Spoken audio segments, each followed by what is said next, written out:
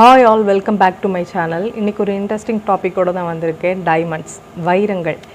அப்படின்னா எனக்கு வைரங்களை பற்றி படிக்கிறது ரொம்ப பிடிக்கும். அதில் இன்ட்ரெஸ்டிங்காக இருந்துச்சு. ஸோ அதை பற்றி உங்கள் கூட ஷேர் பண்ணலாம் அப்படின்னு சொல்லிட்டு தான் இந்த வீடியோ. உலகத்திலே முறையாக இதுதான் வைரம் அப்படின்னு வைரத்தை கண்டுபிடிச்சது யாருன்னு பார்த்தா நம்ம முன்னோர்கள், அதாவது இந்தியர்கள் தான் கண்டுபிடிச்சிருக்காங்க. 2500 வருஷங்களுக்கு முன்னாடியே கண்டுபிடிச்சிருக்காங்க. 1000 வருஷங்களுக்கு மேலாக உலகத்திலே இந்தியாவில் மட்டும்தான் டைமண்ட்ஸ் கிடச்சிட்டு இருந்துச்சு. இது வரைக்குமே ரேட் ஃபிக்ஸ் பண்ண முடியல, இதுதான் இந்த வைரத்தோட விலை அப்படின்னு சொல்லிட்டு ஃபிக்ஸ் பண்ண முடியாத பல வைரங்களை கண்டுபிடிச்சிருக்காங்க. ஆனால் கண்டுபிடிச்ச வைரங்கள் எல்லாமே இந்தியாவில் தான் இருக்கா அப்படின்னு கேட்டிங்கன்னா கேள்விக்குறி தான்.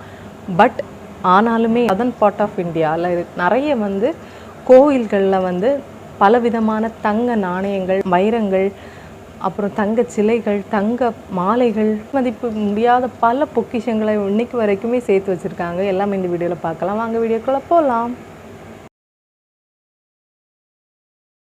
ஒரு ஆர்டினரி மேனாக நமக்கு வைரம் அப்படின்னு நான் நினைப்போம். அதுவும் அதெல்லாம் ரொம்ப ராயல், ரொம்ப ரிச்சான பீப்புள் யூஸ் பண்ணுறது, நம்மெல்லாம் அதெல்லாம் அஃபோர்ட் பண்ண முடியாது அப்படின்னு நினைப்போம். பட் நம்ம இந்தியாவில் கதையே வேறு. ஷாஜஹானோட மயில் சிம்மாசனத்தில் மட்டுமே 5000க்கு மேலான வைர கற்களை பதிச்சிருக்காங்க. அவங்க அரசர்கள் மிக எளிதாக அவங்க வாள்கள்லையும் கேடயங்கள்லையுமே வைர கற்களை பதிச்சு வச்சுருக்காங்க. அந்த அளவுக்கு இந்தியாவில் வைரம் கிடச்சிட்டு இருந்துச்சு. 17ஆம் நூற்றாண்டு வரைக்குமே உலகத்தில் இந்தியாவில் மட்டும்தான் வைரம் கிடச்சிட்டு இருந்துச்சு. அதனால தான் அவங்களால இதெல்லாம் பண்ண முடிஞ்சிச்சு அப்படின்னு நினைக்கிறேன். ஷாஜஹானோட அந்த ஒரு சிம்மாசனம் தங்கத்தை முழுவதுமே தங்கத்தால் ஆனது. அதில் இந்த 5000 மேற்பட்ட வைரக்கற்கள் எல்லாம் பொறிச்சு அதுக்கு மேலே டாப்பில் மயிலோட கண்ணாக வச்சது தான் நம்மளோட கோஹினூர் வைரம். இந்த கோஹினூர் வைரத்தை பற்றி பின்னாடி பார்ப்போம். இந்த கோஹினூர் வைரம் எங்கேருந்து கண்டுபிடிச்சி எடுத்தாங்க, நம்ம இந்தியாவில் ஃபஸ்ட்டு டைமண்ட்ஸ் எங்கேருந்து பிக் பண்ணாங்க, எல்லாமே பார்க்கலாம். இதுதான் வைரங்கிறத அவங்க எப்படி கண்டுபிடிச்சாங்க அப்படின்னா அவங்களுக்கு அனுபவம், அவங்களுக்குள்ளே இருந்த அனுபவத்தினால தான் கண்டுபிடிச்சாங்க.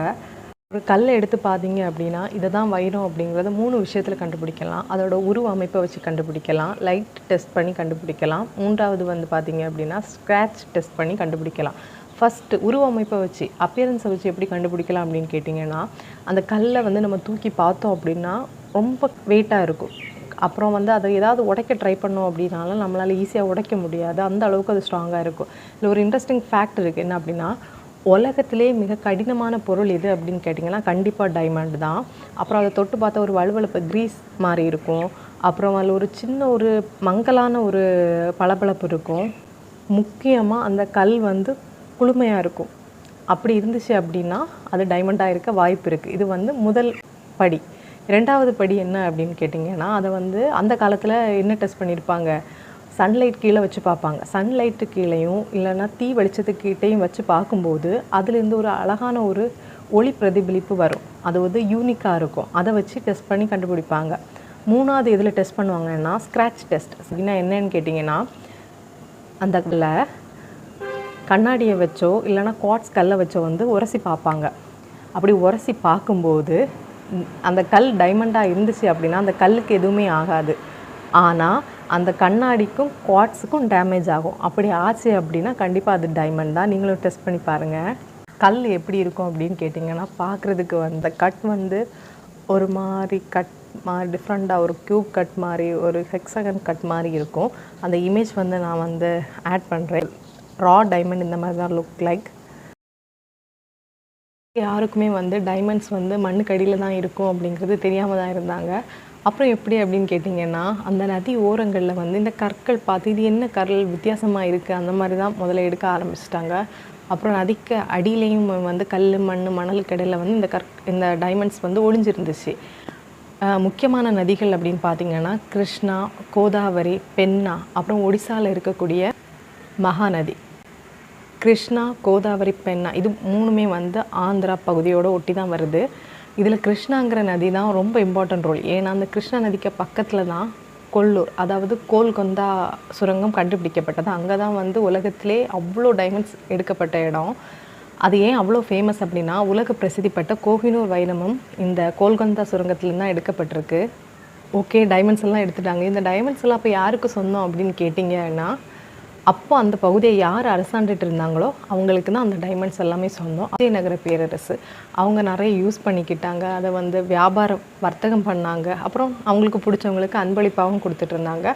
இதனால வந்து கோல்கந்தா வந்து வைர வியாபாரத்தில் வந்து நல்ல ஒரு நிலையை பெற்றது. எப்பவுமே இருக்கிறது கோஹினூர் வைரம் தான். கோஹினூர் வைரம் வந்து 800 வருஷங்கள் பழமையானது. கோல்கந்தா சுரங்கத்திலிருந்து எடுக்கப்பட்டது. பல அரசர்களை தாண்டி 1849 வந்து பிரிட்டிஷ் இளவரசிக்கு பரிசாக கொடுக்கப்பட்டது. யாருனால அப்படின்னா பிரிட்டிஷ் கம்பெனினால தான். இங்கே இந்தியாவில் ஆதிக்கம் செலுத்தும் போது அவர்கள் வந்து ஒரு அரசர் கையிலிருந்து வாங்க பெற்று அதை வந்து பிரிட்டிஷ் இளவரசிக்கு பரிசாக கொடுத்தாங்க. இப்போதும் பிரிட்டிஷ் கவுண்டில் அது பொறிக்கப்பட்டிருக்கிறது. அதை வந்து எல்லாருமே ஒரு சாபமான கல்லாக தான் பார்க்குறாங்க. ஸோ அதை யாரும் அணிய விரும்பலை. டவர் ஆஃப் லண்டனில் அதே பார்வைக்காக அது வைக்கப்பட்டிருக்கிறது. ஏன்னா 105 கேரட் எல்லாம் ரெடியூஸ் பண்ணி இப்போ ஓவல் ஷேப்பில் 105.6 கேரட் சைஸில் இருக்கிறது டயனூர் டைமண்ட். இது வந்து கொல்கந்தா சுரங்கத்திலேருந்து எடுக்கப்பட்டது தான்.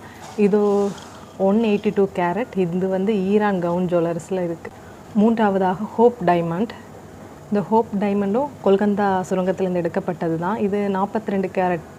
அது வந்து இப்போ எங்கே இருக்குது அப்படின்னு கேட்டிங்கன்னா யூஎஸில் இருக்குது. இதோட கலர் தான் அதுக்கு ஃபேமஸே, டீப் ப்ளூ கலரில் இருக்கும். டைமண்ட் இது வந்து நெப்போலியன் கை வரைக்கும் போன டைமண்ட். இதுவும் கொல்கந்தா சுரங்கத்திலேருந்து எடுக்கப்பட்டது தான். 140 கேரட். ஆர்லவ் டைமண்ட் இதுவும் கொல்கந்தா சுரங்கத்திலேருந்து எடுக்கப்பட்டது தான். 89 கேரட். இது இப்போ ரஷ்யாவில் இருக்குது. இந்த மாதிரி டைமண்ட்ஸ் எல்லாம் இந்தியாவில் எடுத்திருக்காங்க. என்ன மாதிரி ஆர்ட் படுகைகள்லேருந்து டைமண்ட்ஸ் கிடச்சிருக்கு, இவ்வளோ ஃபேமஸான டைமண்ட்ஸ் எந்தெந்த கண்ட்ரியில் இருக்குது அப்படின்லாம் பார்த்தோம். இதே மாதிரி பத்மநாப சுவாமி கோயிலில் இருக்கிற தங்கங்கள், வைரங்கள், அப்புறம் திருப்பதி டெம்பிளில் இருக்க டைமண்ட்ஸ், வைரங்கள் எல்லாமே வந்து நான் இன்னொரு வீடியோ போடுறேன். இந்த வீடியோ பிடிச்சிருந்தா மறக்காமல் வீடியோ லைக் பண்ணி சேனலை சப்ஸ்கிரைப் பண்ணுங்கள். இன்னொரு வீடியோவில் பார்க்கலாம். பாய்.